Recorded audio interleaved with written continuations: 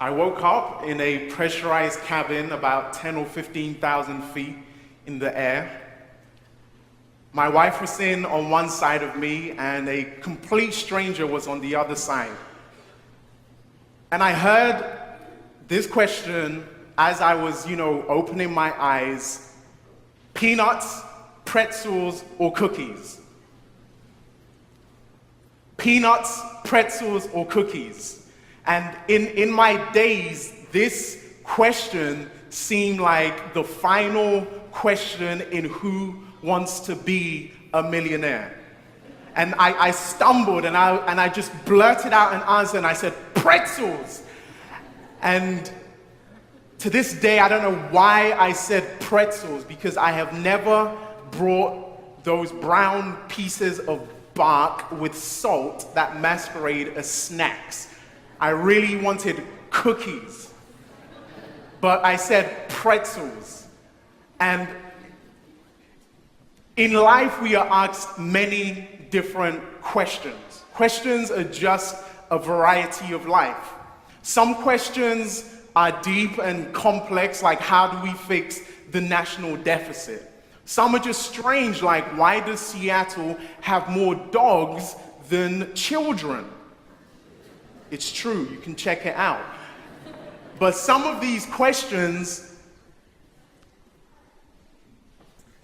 can bring us to a point where we have to face a life-altering and paradigm-shifting answer. In the gospel, Jesus is recorded as asking many questions. And today I'm going to walk through a passage with you in the book of Mark chapter 10, from verse 46 to 52. So if you have your Bible, join me in Mark chapter 10. And I'm in fact going to begin in verse 32, where Jesus is walking with a crowd of people, including his disciples. And Jesus is on the way to Jerusalem, and he gives his disciples a crucial piece of information. Jesus essentially says to his disciples, I'm going to be killed, betrayed, and crucified. Or when I read it, he's essentially saying I'm going to be tortured, waterboarded, and put on an electric chair.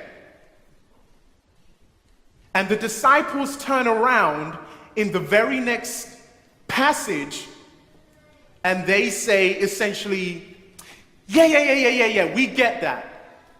But now, when the kingdom of Jesus Christ comes, we would like VP and Secretary of State. When Jesus Inc. is incorporated, we would like stock options, and we would like to be your CEO and CFO. And so they completely miss the importance of what Jesus is talking about. And Jesus asked them a question. He said, what do you want? That's the question Jesus asked them. And the disciples, in my estimation, blow it. It's a scene that you would expect in Monty Python and not in the New Testament. Oh, you're going to die, be crucified? Well, that's just great. Now, how about what I can get for myself? And the response that Jesus Christ gives to his misguided disciples is, you don't know what you're talking about. And in fact, no, I have to do justice to this. Because when I read this text, I read it in a Cockney accent. And I read Jesus looking at his disciples and saying, what? You must be having a giraffe, mate. And I have to translate that. Cockney rhyming slang, giraffe, laugh. You must be having a laugh. The question is so deep and the answer is so ridiculous. And Mark continues. And we get to verse 46 of Mark chapter 10. And it says here, now they came to Jericho, and as he went out to Jericho with his disciples, a great multitude and a great multitude, blind Bartimaeus, the son of Timaeus, sat by the road begging. Bartimaeus, like so many beggars do, has found a place of high traffic so that he can get food or money to survive the day. And this fateful afternoon, as I'm reading the text, I imagine a crowd of people with Jesus. It's sweltering, it's hot, it's dusty. You have donkeys braying, sheep bleating, vendors trying to ply their wares, and you have this young rabbi coming up to Jericho. And by the wayside, sitting down, is blind Bartimaeus. Blind Bartimaeus, a man who is known not only by his name, but by his disability. A man who is known not by the name his parents gave to him, but by the shortcoming that he now has in his life. A man who is synonymous with what he doesn't have and his otherness that separates him from society. Blind Bartimaeus. And of course, in the first century, being blind or sick was corollary with having a spiritual problem. Either your parents did something for you to be blind, or you messed up somewhere, and so your blindness is the finger of God wagging in your face as a constant reminder that you are cursed. Bartimaeus hears the kerfuffle. He knows that something is happening. And maybe he nudges someone and says, "Hey, what's going on? Who is that?" And he hears that Jesus Christ is walking past. So I'll sit down. So Bartimaeus is sitting down and his eyes are closed and he can only hear because he cannot see. So his senses are keen and he shouts out, he says, "Son of David, have mercy on me." Bartimaeus goes for broke because he understands that this is his opportunity to no longer be blind Bartimaeus, but to be just Bartimaeus. And as we read the story, the crowd says, "Hey, Bartimaeus, we'll take you to Jesus. We're going to help you to have wholeness." The crowd turns to Bartimaeus, and what do they say in verse 48? It says, "Then many warned him to be quiet, but he cried out all the more, 'Son of David, have mercy on me.'" Don't you find it ironic that the people who are following Jesus, the people who Jesus has most probably healed, most probably touched, the people who have legs to walk on because Jesus straightened them, are now the very ones who are preventing Bartimaeus from going to Jesus? The followers of Jesus have become a stumbling block to the one who needs him the most. And Bartimaeus cries out through the crowd.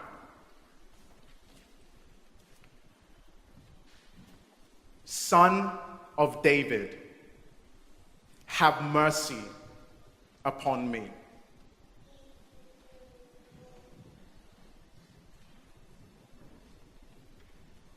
The human memory is a strange thing. And I'll speak for myself, but many times I get frustrated with people. And I'm frustrated with people who are dealing with problems that I used to deal with. But my memory is so selective that when I'm encountered with someone who is in need of the same healing that I had, I become critical of them.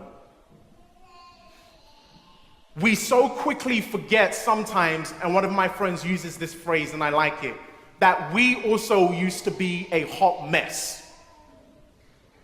A hot mess. And Bartimaeus is crying out to Jesus. He needs help.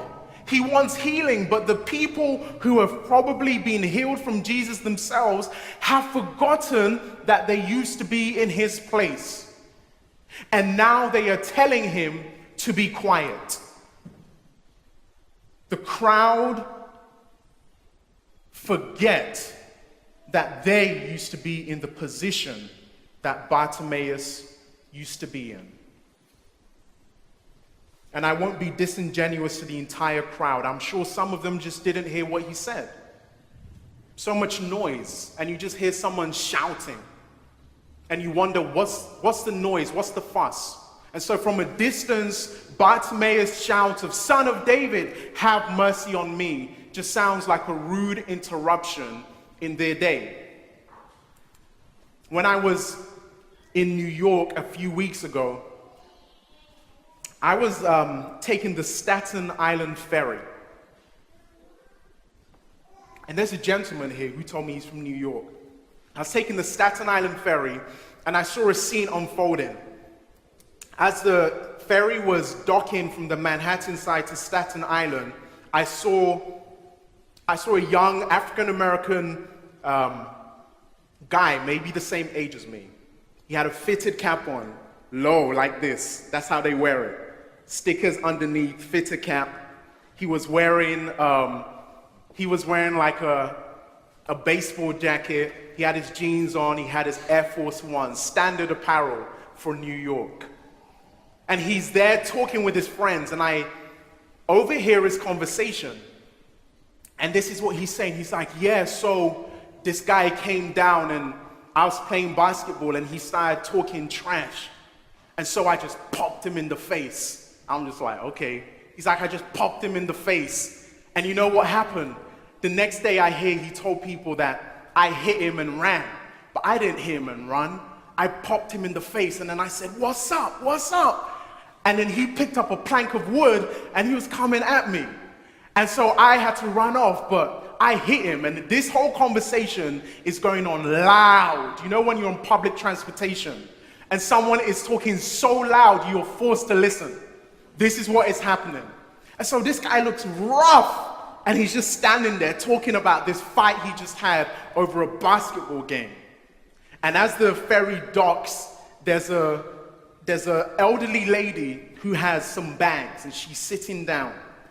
And if you had been listening to the conversation from a distance, it would seem that she was in danger, perhaps, of getting popped in the face, just like this other person. This guy was loud. But the next thing that happened shocked me. This elderly lady struggling to get up, she's shaking, and this guy turns around and he's with his boys, he's with his friends, and they're just like looking at her like this. And he goes over to her, he takes her hand, and he says, "Would you like some help?" He picks her up, holds her bags, and then she holds onto his forearm, and she starts walking. And I'm just like, okay, I was not expecting that. And his friends go off the ferry, you know, they're just like, "Yeah, we out, babe." And they leave. And I'm thinking, okay, he's gonna catch them now. But he carries on, he holds the lady's hand, and he goes off the ferry with the lady, and the rest of them are gone. And he stays behind. This 20-something-year-old, fitted cap, Air Force Ones, New Yorker, has left his friends behind to help a complete stranger walk to catch the bus. But from a distance, you would have thought she was in danger of feeling his wrath rather than in danger of feeling his love. From a distance, crowds can miss misjudge people. Crowds can misjudge people. And in this story, the crowd misjudged Christ. They tried to be his voice, and they said to Bartimaeus, "Be quiet. He doesn't have time for you. You're a nuisance. You're embarrassing us. Be quiet." And they didn't understand that Christ was not a separatist, but a radical inclusivist. They wanted to speak on behalf of Christ without having the heart of Christ. They wanted to be a mouthpiece for what they thought Christ was without having their own hearts wallpapered with the compassion of Jesus. And it's a lesson that I take seriously, that we cannot safely speak on behalf of Jesus Christ until we seek his heart and we covet his love. In verse 49, Jesus stands still and he stops and he calls Bartimaeus. And this is the first time that anyone speaks in the story. It's the first time anyone speaks. The beginning of the story, we have Bartimaeus doing what? Shouting. He shouts, then the crowd yells. Then he shouts even louder. Complete chaos. But Jesus enters into the scene, and with his first word, he speaks. He talks to Bartimaeus as if he's a human being and not an animal to be commanded. And he comes in and he changes the trajectory of the entire conversation. He changes the way that people have been looking at blind, broken, outcast Bartimaeus by his example. Jesus shows them that Bartimaeus is welcome, is loved, is cared for. And his example is so stark that the crowd go from speaking to Bartimaeus, like I said, like an animal, and to a human being. There are many times when I have to step in my job as a dean of boys. 13 to 18-year-old boys can be cruel with their words. You can be in the lobby and you just come in and for no reason, someone is just getting completely torn down by someone else's words. And other people, they'll just stand by while this kid, 14, just left home, is getting completely torn down by the crowd. And sometimes it takes just one person's example to stand up for that person to change the crowd's reaction. And Jesus does it in this story. He changes the way the crowd looks at Bartimaeus. Advocacy for the disenfranchised is the Jesus way. And Jesus, in this situation with Bartimaeus, is a thermostat that brings change and not a thermometer that reflects what is happening.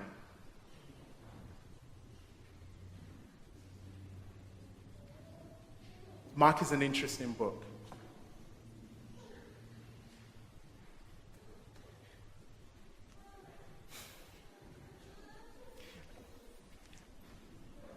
Don't you find it interesting that in the Gospels, there's this theme that keeps coming, that our passion for God has to be tangibly demonstrated through our compassion for others.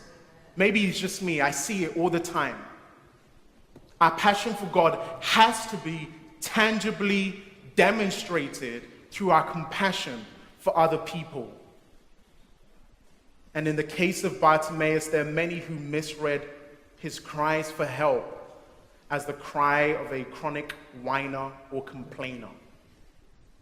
And I'm sure you found it in your life that those who are in pain and those who need help the most are sometimes the ones who are the most misjudged they're the ones who are the most misunderstood. They're the ones that people pass by.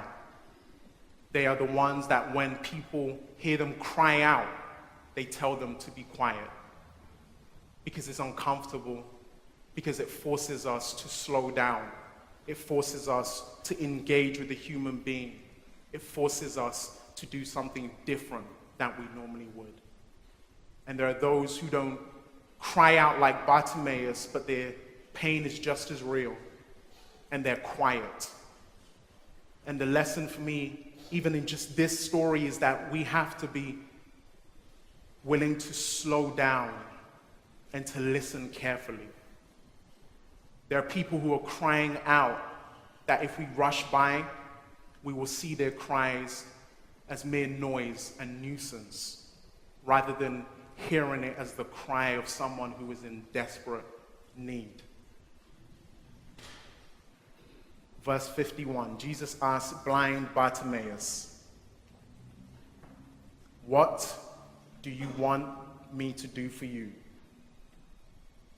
What do you want me to do for you? This is one of those questions that I have no answer to. I've been thinking about this for the entire week, maybe 2 weeks. Jesus, why in the world would you ask blind Bartimaeus what he wants? The entire narrative has been building up to the climax that Jesus is meeting someone broken and they will become whole. So why does Jesus get to this point and then say to Bartimaeus, "Hey buddy, what do you want?" Is he expecting Bartimaeus to say, "I would like a new top-of-the-line Jericho donkey with all the trimmings. An all-expenses-paid trip to Jerusalem, please"? It's obvious what Bartimaeus needs. He needs his sight. So why does Jesus say, "What do you want"? Why does he ask the question? And I'll be honest, I'm not too sure why he asked him. But I will give you some of my thoughts. I think it has something to do with Jesus' disciples. So let's see if we can work this out together. In the previous story, James and John had said to Jesus, "We want you to do for us whatever we ask." Bold claim. Just do what we ask you, Jesus. And then Jesus says to them, "What do you want me to do for you?" And then in verse 51, Jesus asks the same question to Bartimaeus. "What do you want me to do for you?" And it seems to me, I could be wrong, you can argue, that this entire story of Bartimaeus has to be understood in the context of the disciples' sight. So here we have a story of someone who is blind, and Jesus says, "What do you want?" But his story is really trying to reveal to the disciples that you flunked your test when I asked you, "What do you want?" Bartimaeus isn't the one who's blind. You're blind. And I'm going to use this blind, broken man to be an example to you. You may disagree, but this is what I see as one of the reasons why Jesus says to him, "What do you want me to do?" The disciples messed up in their answer because they did not have a clear conception of their truest need.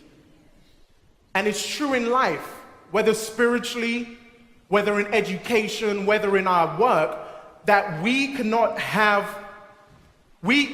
that a clear understanding of what we are weak in will lead us, how do I want to say this? A clear understanding of our weakness will help us to become stronger. Does that make sense? And so the disciples said to Jesus, "What we need is not humility, it's not love, we need power." That's what we need, Jesus, power. Give me some power. And they missed it. But Bartimaeus knows what he needs because it's obvious that he is blind. And I'm struggling to communicate this clearly. Are you understanding what I'm saying? I'm struggling to communicate this. Why does Jesus ask him that? And the story this may help. Work with me here. This may help. The story that I think that came to mind when I was trying to understand this text is the story told of a couple married for 55 years. Beautiful marriage. Kids have moved out of the home. And the man goes to the doctor for his annual checkup. And he says to the doctor, "Doctor, I think that my wife is starting to lose her hearing." And he says, "Why do you think that?" He says, "Well, I have to repeat everything 3 or 4 times whenever I ask her." And he says, "Okay, well, I saw her a few weeks ago. I think her hearing is just fine. But this is what I want you to do for me. When you go home, stand at the door and ask her a question and see how many steps you need to get to her for her to hear you." He's like, "Okay, that sounds good." So he gets home, switches off the car, opens the door. "Honey, what's for dinner?" No answer. So he takes a couple of steps in. "Honey, what's for dinner?" You know when you think someone can't hear you, you really slow down. 3rd time. "Honey, what is for dinner?" And then she comes up to him and says, "For the 3rd time, lasagna." See, so you get that. Who had the problem? It was him. Her hearing was perfectly fine. But he could not ask for a solution to his problem because he didn't know he had a problem. And this is what Jesus is trying to set up for the disciples in healing Bartimaeus. You're the one that's blind, not Bartimaeus. He understands that through faith he can be healed, but it's your responsibility to introspectively look at your greatest need and ask Jesus to heal you. And when I read this story of Bartimaeus, I ask myself a few questions, and I throw these questions out with you as I leave. Where do you picture yourself in Bartimaeus' story? Are you Bartimaeus sitting by the roadside pleading for mercy? Are you the crowd stopping someone who is broken and in need of healing from getting to Jesus? Are you the disciples that are so blind to their own problems that they cannot ask Jesus for the right solutions? I'm thinking about that. Where am I in this story?